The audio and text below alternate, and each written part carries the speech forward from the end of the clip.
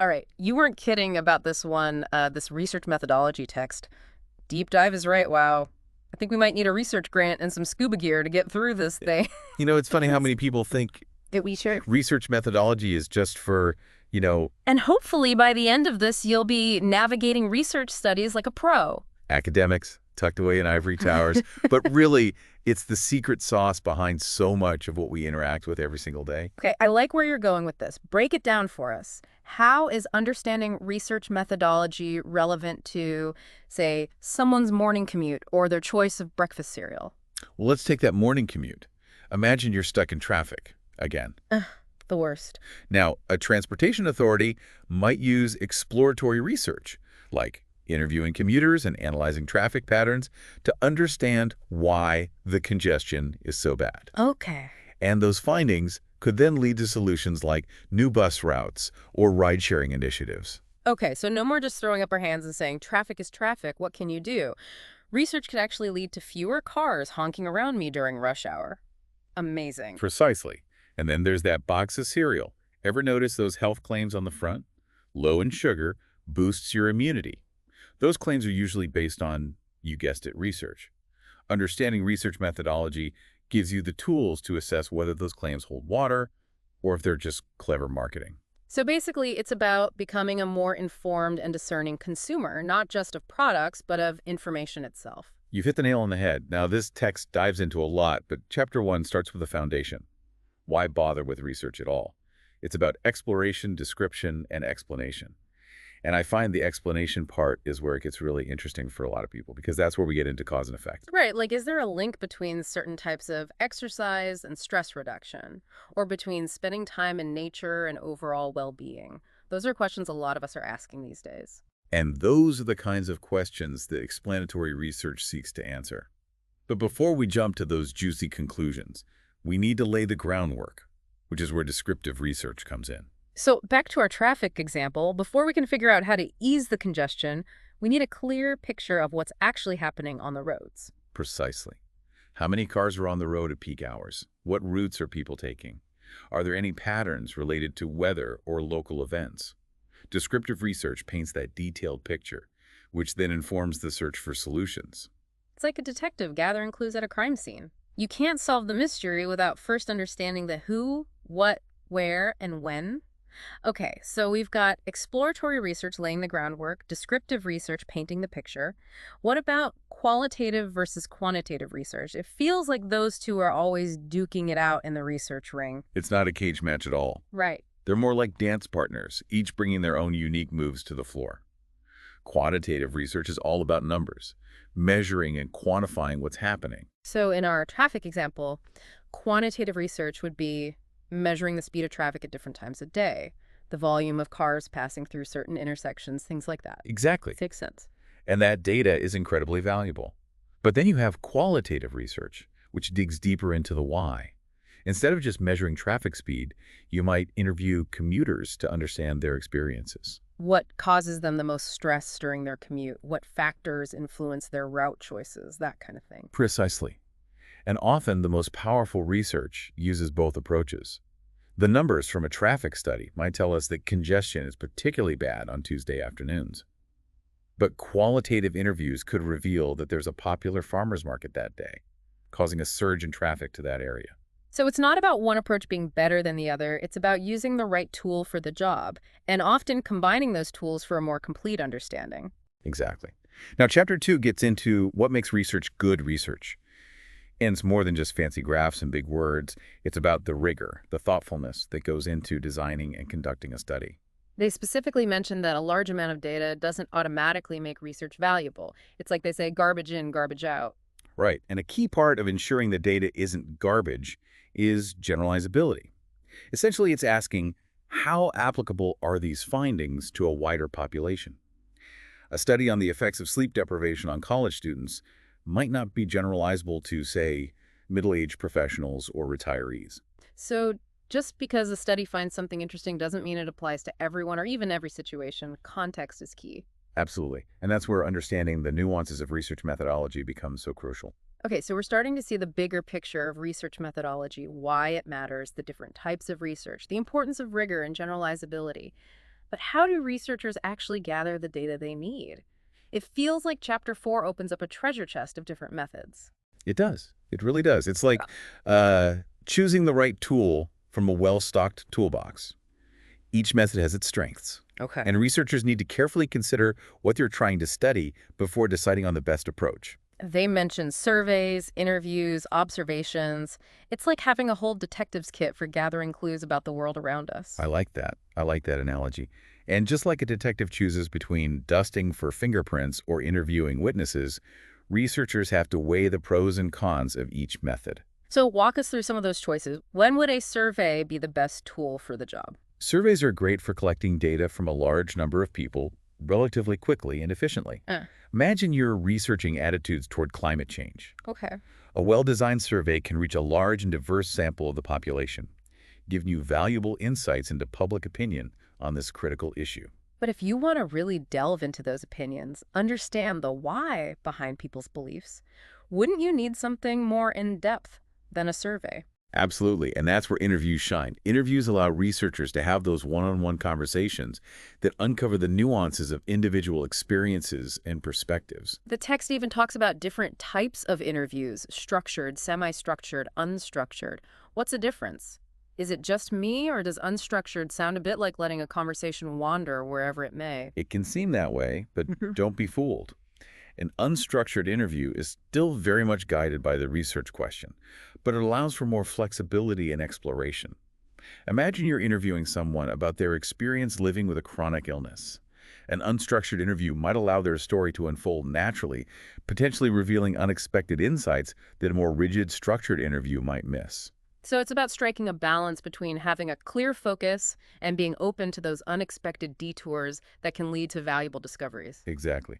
Now, another fascinating method is observation. This is where researchers step back and become, as you said earlier, like flies on the wall, observing and recording what they see in a natural setting. So instead of asking people about their experiences, you're directly observing their behavior. Precisely. Imagine you're studying how people use a new park. Okay. Instead of relying on self-reported data from surveys or interviews, you might observe how people actually interact with the space. Do they gather in groups? What areas of the park are most popular? Observation can provide rich, contextual data that might be difficult to capture through other methods. It's like the difference between reading about a recipe and actually watching a chef prepare a dish. You gain a whole new level understanding by witnessing the process firsthand. Exactly. And then, of course, we have experiments, which are all about control. Right. Researchers carefully manipulate variables in a controlled setting to isolate cause and effect. The text mentions clinical trials as a prime example of experimental research. It's fascinating, but it can also feel a little like entering a highly controlled laboratory setting. That's a good way to put it. Clinical trials are designed to be as controlled as possible to minimize bias and ensure that any observed effects are actually due to the treatment or intervention being tested. It's like creating a mini universe where you can isolate specific factors and study their impact with a high degree of precision. Precisely. Sure. Now, once researchers have chosen their data collection methods and gathered their data, it's time for the analysis to begin. Chapter 5 dives into this crucial stage of the research process. And I have to admit, this is where I sometimes start to feel a little overwhelmed. All those numbers, charts, and statistical tests can make my head spin. But you mentioned earlier that it's about finding the story within the data. Can you elaborate on that? Absolutely. Data analysis is about transforming raw data into meaningful insights. Okay. It's about looking for patterns, trends, and relationships that can help us answer our research questions. Okay, so walk us through that process. What are some of the key steps involved in analyzing data? Well, the first step is often data cleaning and preparation. Think of it like getting all your ingredients prepped and organized before you start cooking. Okay. You want to make sure your data is accurate, complete, and ready for analysis. So no measuring flour with a fork or using a cracked egg in this process. We need accurate data to get a reliable result. Exactly. And once your data is prepped, then you can choose the appropriate statistical techniques to analyze it. The text mentions things like descriptive statistics and inferential statistics. Can you break those down for us? Sure. Descriptive statistics are like the summary of your data. Think averages, percentages, ranges. They give you a sense of the overall picture. Inferential statistics, on the other hand, allow you to make inferences or predictions about a larger population based on a smaller sample. So, if you're studying the effectiveness of a new teaching method, you might use descriptive statistics to describe the average test scores of students who were taught using that method. But you'd use inferential statistics to determine whether those results are likely to hold true for a larger population of students. Exactly. It's about going beyond the specific data you've collected and making broader generalizations. It sounds like data analysis is part detective work, part storytelling, and part puzzle solving. I love that description. And just like any good story or puzzle, data analysis requires careful attention to detail, a keen eye for patterns, and a healthy dose of creativity. Speaking of creativity, Chapter 6 is all about data visualization. It's amazing how a well-designed graph or chart can make even the most complex data instantly understandable. Absolutely. Our brains are wired to process visual information quickly and efficiently. Data visualization takes advantage of that by transforming rows and columns of data into eye-catching visuals that help us see patterns and trends that might otherwise be hidden. It's like the difference between reading a description of a painting and actually seeing it with your own eyes. The visual experience is so much more powerful and memorable. Exactly. And with so much data being generated today, it's more important than ever to be able to communicate that data in a way that's engaging and impactful. Data visualization helps us do just that. Now, with all this talk about collecting, analyzing, and visualizing data, it's easy to forget about a crucial aspect of research: data management. Chapter 7 reminds us that data doesn't just magically organize and protect itself. You're absolutely right. Data management is often overlooked, but it's the backbone of any good research project. Imagine spending months collecting valuable data, only to lose it all because of a computer crash or a misplaced hard drive. That's my nightmare. It would be like baking a cake and then accidentally dropping it on the floor before you can frost it. All that effort, gone. Exactly. Data management is about protecting those precious data sets, ensuring they're stored securely, organized systematically, and easily retrievable for analysis. So it's about creating a system, a set of practices that safeguard the integrity and accessibility of the data throughout the entire research process. Precisely. And this is especially crucial when dealing with sensitive information, like medical records or personal interviews. Ethical considerations are paramount here. Right, we're talking about protecting people's privacy, ensuring confidentiality, and using data responsibly. It's a huge responsibility. Absolutely. Data management is about so much more than just organizing files. It's about upholding the highest ethical standards in research. And speaking of upholding the highest standards, Chapter 8 takes us into the world of clinical research. This is where research really hits home, where those findings have the potential to directly impact people's lives. It's true. Clinical research is about bridging that gap between the lab and the real world, taking those scientific discoveries and turning them into tangible improvements in healthcare. The text mentions different types of clinical studies, like observational studies and clinical trials. Can you give us a quick rundown of the key differences? Absolutely. Observational studies are like watching a natural experiment unfold. Researchers observe subjects without directly intervening, looking for patterns and correlations that emerge over time. For instance, studying the long-term health effects of a vegetarian diet. So it's about observing trends in the real world without manipulating any variables. It's exactly. Clinical trials, on the other hand, are much more controlled. Researchers randomly assign participants to different groups, often with one group receiving a new treatment and the other a placebo, to see if there are significant differences in their outcomes. This allows for a more direct assessment of cause and effect. Right, so if you're studying the effectiveness of a new drug for migraines, a clinical trial would let you isolate the impact of that drug compared to, say, a placebo or an existing treatment. Precisely. And because clinical research involves human subjects, ethical considerations are paramount at every single stage. They talk a lot about informed consent in the text. It's not just about getting people to sign on the dotted line, is it? Not at all. It's about ensuring that participants fully understand the risks and potential benefits, the nature of the research, and that they have the right to withdraw at any time without penalty. And I imagine transparency is key here as well, right? Participants deserve to know who's funding the research, if there are any potential conflicts of interest, that kind of thing. Absolutely. Building and maintaining public trust in clinical research hinges on transparency and open communication. Now, Chapter 9 takes us back to the foundation of any good research study: research design. The blueprint, the master plan. A well-designed study is like a well-built house. It's structurally sound, able to withstand scrutiny, and built on a solid foundation. The text outlines different types of research designs, each suited to answering particular kinds of questions. Can you walk us through some of the key ones? Of course. Let's start with descriptive studies. These aim to paint a clear picture of a phenomenon or issue. Think of a study mapping the prevalence of heart disease across different age groups. It's about describing what's happening, providing a snapshot of a particular situation. Then you have correlational studies, which, as the name suggests, examine relationships between variables, Uh, like is there a correlation between hours of sleep and stress levels, that kind of thing. exactly. And while correlation doesn't equal causation, these studies can point us in interesting directions for further research. Finally, we have experimental studies, often considered the gold standard for determining cause and effect. These are the studies where researchers manipulate variables in a controlled setting, like those clinical trials we were discussing earlier. Precisely. Experimental studies allow us to isolate the impact of a specific intervention or treatment, but they also require rigorous design and execution to ensure the results are valid and reliable.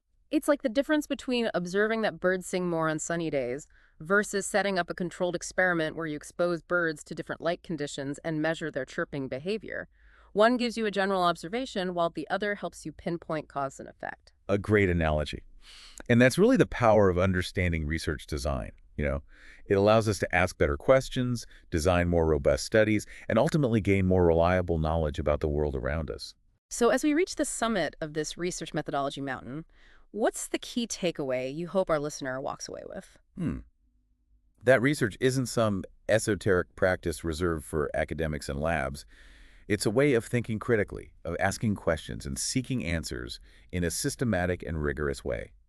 And by understanding the fundamental principles of research methodology, we can all become more informed consumers of information, whether we're reading news articles, evaluating products, or making decisions about our own health and well-being. It's about equipping ourselves with the tools to navigate the ever-growing sea of information, to discern fact from fiction, and to engage with the world around us in a more thoughtful and discerning way. Precisely. It's about empowering ourselves to ask, how do we know this? Okay. And to seek out evidence that's both compelling and credible. So the next time you encounter a research finding that makes you raise an eyebrow or piques your curiosity, remember what we've discussed in this deep dive. Ask those critical questions. Delve a little deeper. Because understanding the methods behind the research allows you to truly appreciate the power and the limitations of knowledge itself. Beautifully said. And who knows, maybe this deep dive will spark a newfound curiosity in our listener. Perhaps they'll be inspired to design their own study, analyze some data, or simply approach the world with a more inquisitive mind. That would be fantastic. Because at its heart, research is about curiosity, about asking questions and seeking answers, about never losing that sense of wonder about the world around us. And on that note, we'll wrap up this deep dive into research methodology. Until next time, keep those questions coming and never stop exploring. Hold on. Before you wrap up, think about this. How can understanding research methodology elevate your academic game? If this video sparked new ideas, hit subscribe and dive deeper with us. Have thoughts or questions about your own research journey?